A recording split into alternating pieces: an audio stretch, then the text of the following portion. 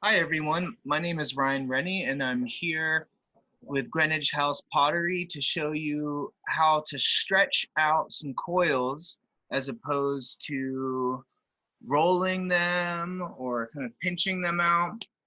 This is more just completely stretching, almost how you would stretch a slab. So I spent a summer at Alfred University as a teaching assistant for some artists from Korea. One was Inchin Lee and one was Kang Hyo Lee. And Kang Hyo is really, he comes from an Ongi background. So I was able to watch him and how he stretches coils. And this isn't exactly Ongi style, but it is sort of Ongi inspired, really. First, I start by wedging out a little bit of clay. They might not do the wedging part like this.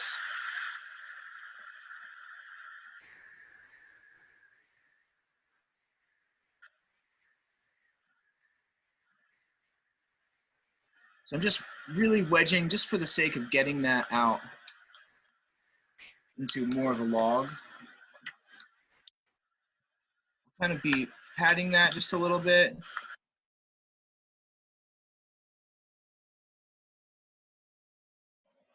Sorry, don't know what's happening.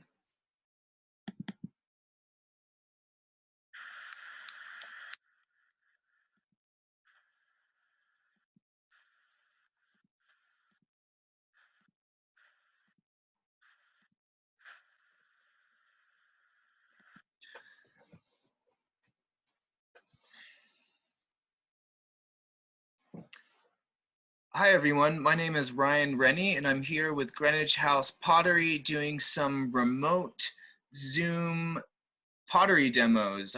Today I'm going over how to stretch a coil. This in particular is for a handle, but I do use this process just for coil building.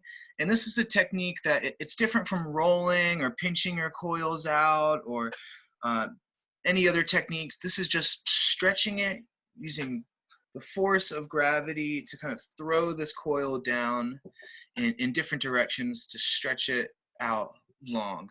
So I start often just by wedging a little bit of clay, and I'll kind of let myself deviate from that natural tendency to wedge inwards, and I'll just let the clay kind of go outwards a little bit to make a log. So I start kind of by patting it out, and really you want to start with kind of like a little brick type shape almost. It's a little bit longer than a brick, but I'm getting that patted down. That's kind of what you want to start with, that type of shape. And from there, I can start throwing it down in different directions to stretch it out. You can see here, starting to get longer and longer. So one thing you'll notice is that I always rotate the coil towards me and then throw it one direction. Rotate it, throw it the other direction. Rotate it, throw it one direction, rotate it, throw it the other direction. And that's how it's getting these kind of right angles all around.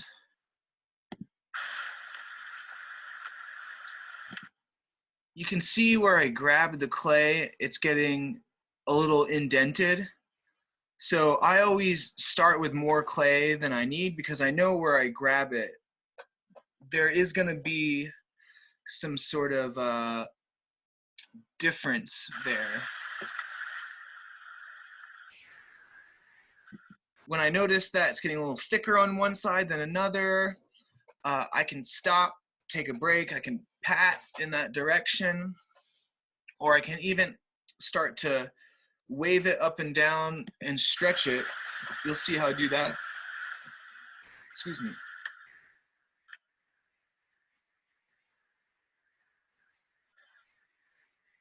So I'll cut this in half and then go from there.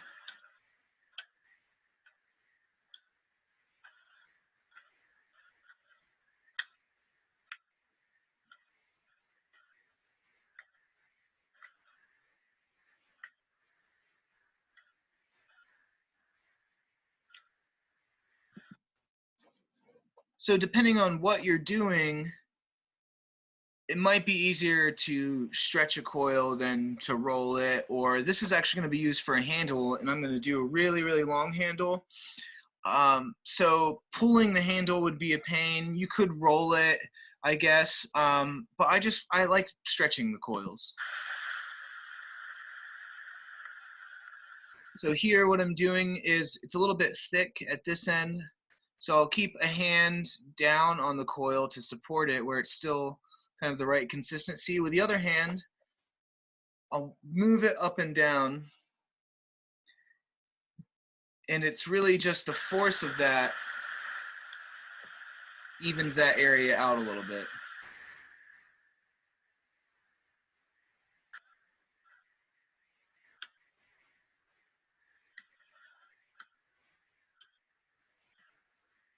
I'm stretching, I'm getting closer.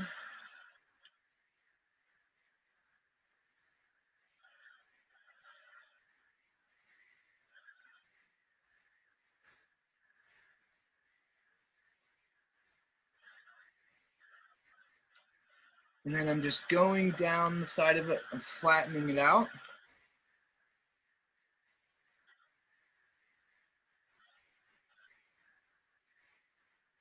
And then this is the part where I really, I'm thinking about all the amazing noodle makers of New York City, and all the time that I spent watching those guys, man, the way that they stretch the noodles out, if you can kind of embody that in this part of the process, that might do you some good.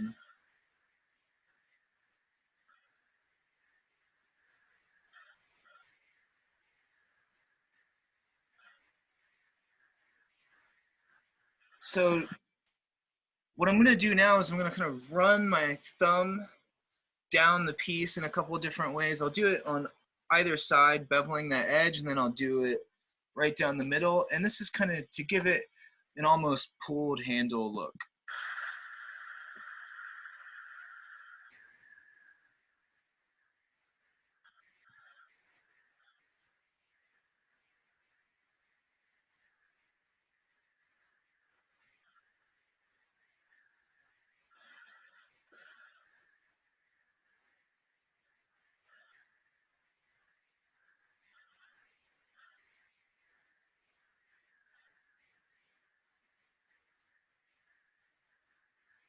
So now what I do there is I set my hand on either side of the coil, and I'll set this thumb down. And really, if your hands are on either side, it can help keep your thumb right in the middle.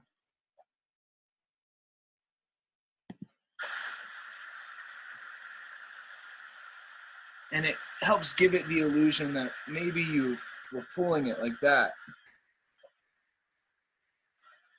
Sometimes I'll tilt that handle up on its side. When you stretch the coils, if you're really good, you can get it perfectly even.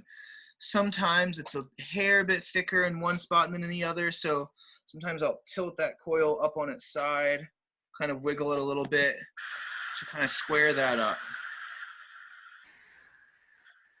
Again, I always want to make a coil way bigger than I need so I can cut off any awkward points. What I'm doing now is I'm just trying to fatten up the tail end of, well, it's not the tail, it's the top end of the handle where I'm gonna make an attachment. So I'll kind of pat like that, thickens it up, and it makes it a little bit rounder so I can really smush it and wiggle it on to whatever attachment point that is.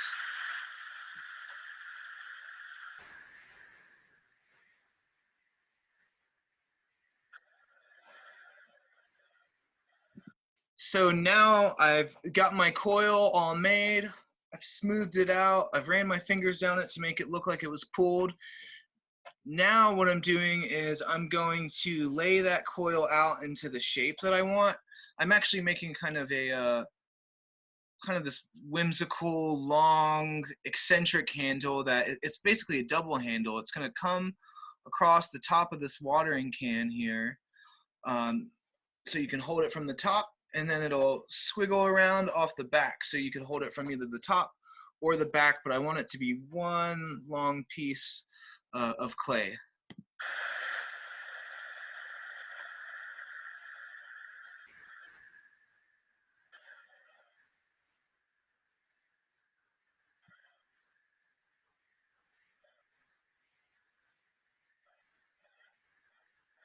So I'm putting what's called a crimp in this handle, and it's where that handle folds in on itself. Right here, that would be the crimp. And I use that as a way to sort of um, ornament the attachment point of that handle. And I think a lot of things about pots are where things come in contact with one another, like the bottom to the table or the handle to the piece. If we can think about how those contact points go, they're tools that can help lead your eye around the piece in different ways, let you know that one part is separate from another, but also is a way to repeat features throughout the piece. So I'll put a little crimp at the front and the back. It's hard to tell what I'm doing because this is one long handle.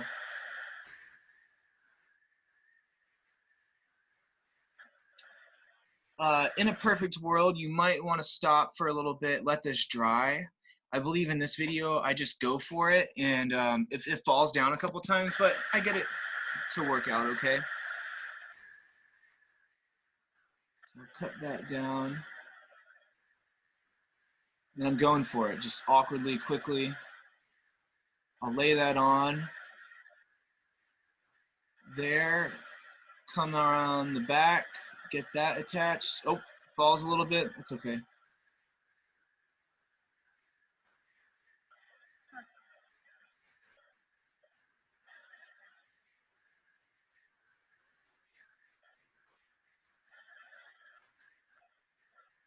Dip my fork in some water. And I am going to score underneath that attachment point. Sometimes I'll stick things in place where I can see them, and then I'll try and come underneath and score a little bit. And that's